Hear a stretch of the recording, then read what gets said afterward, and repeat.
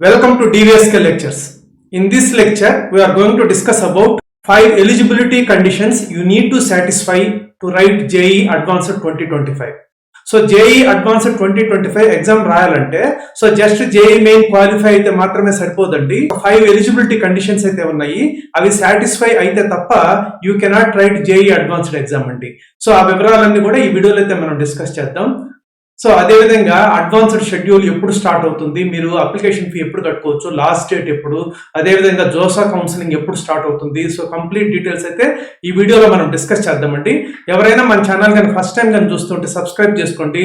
అదేవిధంగా ఈ వీడియోని లైక్ చేసి షేర్ చేయండి so that some of your friends would get benefited. So ఎవరికైనా కానీ ఇంజనీరింగ్ అడ్మిషన్ గైడెన్స్ కానీ కావాలనుకుంటే కౌన్సిలింగ్ గైడెన్స్ మెంబర్షిప్ అయితే తీసుకోవచ్చండి.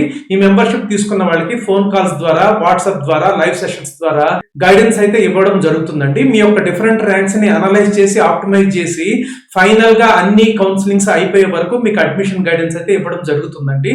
సో ఎవరికైనా కానీ ఇంట్రెస్ట్ ఉంటే you can register in to one of the courses.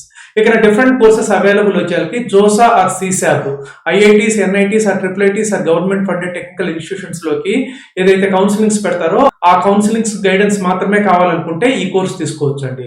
లేదా Telangana are AP EAP set counsellings అంటే ఏ కేటగిరీ అండి, లేకపోతే బి కేటగిరీ. బి కేటగిరీ అంటే వితౌట్ డొనేషన్స్ కూడా అడ్మిషన్స్ ఇస్తారండి. ఎన్ఆర్ఐ కోటా కానండి, లేకపోతే నాన్ ఎన్ఆర్ఐ కోటా కానండి, వీటికి విడివిడిగా కాలేజెస్ నోటిఫికేషన్స్ అయితే ఇస్తుంటారు. సో వాటిలోకి అడ్మిషన్స్ కావాలనుకుంటే ఈఏపీ సెట్ కోర్స్ అయితే తీసుకోవచ్చు అండి. బిట్సాట్ కానివ్వండి, లేకపోతే ఆల్ ప్రైవేట్ యూనివర్సిటీస్ కానివ్వండి, లేకపోతే కామెట్ కేకి కొత్తగా అయితే ఇంకో కోర్స్ ఉందండి. ఈ కోర్స్ ఎవరికైనా ఇంట్రెస్ట్ ఉంటే ఇది తీసుకోండి. లేదా మాకు దేంట్లో చేరతామో క్లారిటీ లేదు అన్నప్పుడు సిల్వర్ ప్లాన్ తీసుకోండి. ఇట్ కవర్స్ ఆల్ కౌన్సిలింగ్స్ అండి. అంటే ఫస్ట్ కోర్సు కానివ్వండి, సెకండ్ కోర్సు కానివ్వండి, థర్డ్ కోర్సు అన్ని కూడా కలిపి ఈ సిల్వర్ ప్లాన్ లో అయితే ఉంటాయండి. సో చాలా మంది యాప్ డౌన్లోడ్ చేసుకొని ఫోన్ లో మాట్లాడదామని అడుగుతున్నారండి. నేను ఒక్కడనే మొత్తం మెయింటైన్ చేస్తానండి. సో ఫోన్ లో అందరితో మాట్లాడాలంటే కష్టము.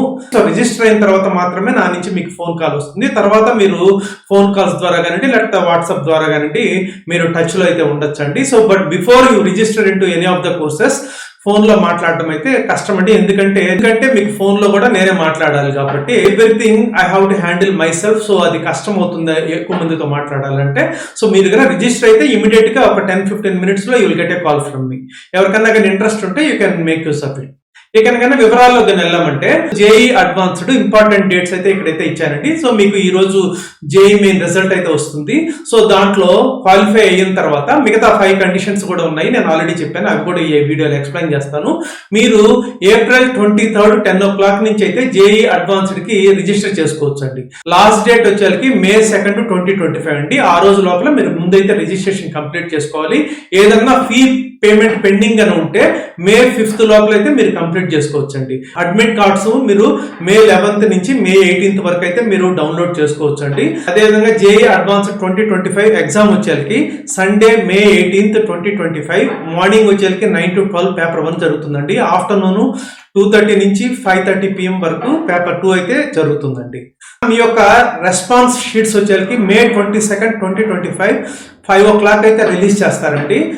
అదేవిధంగా ప్రొవిజనల్ ఆన్సర్ కీ వచ్చేసరికి మండే May 26, 2025 అయితే రిలీజ్ చేస్తారండి. సో రిజల్ట్స్ వచ్చేసరికి June 2nd 10 o'clock అయితే రిలీజ్ అవుతాయండి. తర్వాత మీరు ఆర్కిటెక్చర్ యాప్టిట్యూడ్ టెస్ట్ కి అయితే రిజిస్ట్రేషన్ అయితే చేసుకోవచ్చు. సో జోసా కౌన్సిలింగ్ అయితే ఇప్పుడున్న డేటా ప్రకారం అయితే June 3rd 5 PM అయితే స్టార్ట్ అవుతుందండి.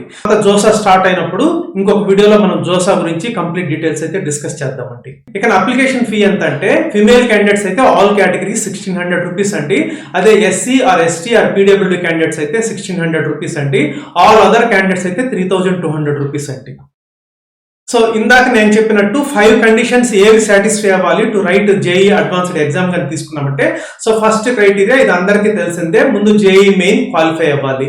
అంటే JEE మెయిన్ లో ఎంతమంది ఎగ్జామ్ రాసినా కానీ 2,50,000 స్టూడెంట్స్ మాత్రమే క్వాలిఫై చేస్తారండి. సో దాంట్లో open students 96,187, open PWD students అయితే 5,063. సో మొత్తము ఓపెన్ స్టూడెంట్స్ వచ్చేసరికి 1,01,250 అండి. అదేవిధంగా EWS స్టూడెంట్స్ కూడా మీరైతే ఇక్కడ చెక్ చేసుకోవచ్చు, 25,000 స్టూడెంట్స్ అండి. OBC స్టూడెంట్స్ వచ్చేసరికి 67,500 అండి. SC కేటగిరీ స్టూడెంట్స్ వచ్చేసరికి 37,500 స్టూడెంట్స్.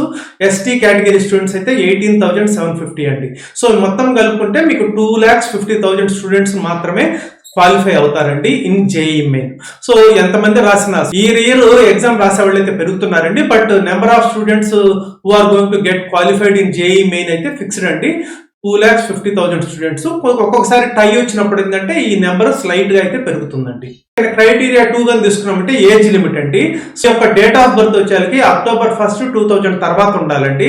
అదే SC are ST or PWD students అయితే October 1, 1995 తర్వాత ఉంటే సరిపోతుందండి. సో ఇవన్నీ కూడా జేఈ అడ్వాన్స్డ్ రాయడానికండి. అంటే జేఈ అడ్వాన్స్డ్ ద్వారా మీకు ఐఐటీస్ లో అడ్మిషన్ అయితే ఇస్తారు. ఆ జేఈ అడ్వాన్స్డ్ రాయడానికంటే ఈ 5 కండిషన్స్. సో ఇక నెక్స్ట్ నెంబర్ ఆఫ్ అటెంప్ట్స్ తీసుకున్నామంటే 2 కన్సిక్యూటివ్ ఇయర్స్ లో 2 సార్లు మాత్రమే రాయొచ్చండి. కానీ మీరు 2 లాంగ్ టర్మ్స్ తీసుకుంటాం అట్లా అంటే కుదరదండి. సో ఓన్లీ కన్సిక్యూటివ్ గా 2 టైమ్స్ అయితే రాయొచ్చు. ఇక appearance in class 12 intermediate or class 12th ఎప్పుడు అపియర్ అయి ఉండాలి అంటే 2024 లో అయినా లేకపోతే 2025 లో కానీ విత్ ఎంపీసీ అండి జేఈ అడ్వాన్స్డ్ కి. సో 2023 కానివ్వండి లేకపోతే అంత ముందు ఇంటర్మీడియట్ సెకండ్ ఇయర్ కంప్లీట్ అయిన వాళ్ళు అయితే నాట్ ఎలిజిబుల్ అండి. అదేవిధంగా 5th క్రైటీరియా కానీ తీసుకుంటే ఇంతకు ముందు మీకు అడ్మిషన్ అయితే ఐఐటీస్ లో తీసుకొని ఉండకూడదండి. అంటే జోసా 2024 కౌన్సిలింగ్ లో ఒకవేళ మీరు పార్టిసిపేట్ చేసి అడ్మిషన్ వచ్చి అంటే ఆన్లైన్ లో రిపోర్ట్ చేసినా లేకపోతే రిపోర్ట్ సెంటర్ లో రిపోర్ట్ చేసినా మీకు గానీ అడ్మిషన్ వచ్చి ఉండుంటే మీరు నాట్ ఎలిజిబుల్ అండి. అట్లా కాకుండా ప్రిపరేటరీ కోర్సెస్ ఉంటాయి, అవి అటెండ్ అయిన వాళ్ళైతే వాళ్ళకి ఇబ్బంది లేదండి, వాళ్ళైతే అటెండ్ కావచ్చు. అది కాకుండా ఒకవేళ మీకు సీట్ వచ్చింది కానీ మీరు విత్డ్రా చేసుకున్నారు లేకపోతే సమ్ రీజన్ అది క్యాన్సిల్ అయింది, అప్పుడు మీరు ఎలిజిబుల్ అండి. అంటే మీకు సీటు వచ్చి మీరు విత్డ్రా చేసుకున్నా లేకపోతే మీ యొక్క సీటు క్యాన్సిల్ అయినా అప్పుడు మీరు ఎలిజిబుల్. బట్ సీటు వచ్చి మీరు విత్డ్రా చేసుకోకుండా లేకపోతే ఐఐటిలో జాయిన్ అయ్యి డిస్కంటిన్యూ చేసినా అప్పుడు మాత్రం మీరు ఎలిజిబుల్ కాదండి. సో ఆ పాయింట్ ఒకటి గుర్తు పెట్టుకోవాలి. సో ఇవన్నీ 5 conditions you need to satisfy before you apply for JEE advanced. ఎందుకనంటే జేఈ అడ్వాన్స్డ్ రాయాలంటే మాత్రం ఈ 5 కండిషన్స్ సాటిస్ఫై అయితేనే మీకు అడ్వాన్స్డ్ కి ఎలిజిబిలిటీ ఉంటుంది, తర్వాత మీకు ఐఐటీలో అయితే సీట్ దొరుకుతుందండి. సో ఇవన్నీ different details about JEE advanced 2025. మరిన్ని వీడియోస్ అయితే జేఈ అడ్వాన్స్డ్ మీద మనము ఫర్దర్ వీడియోస్ లో అయితే డిస్కస్ చేద్దామండి. I hope you have understood. Thank you.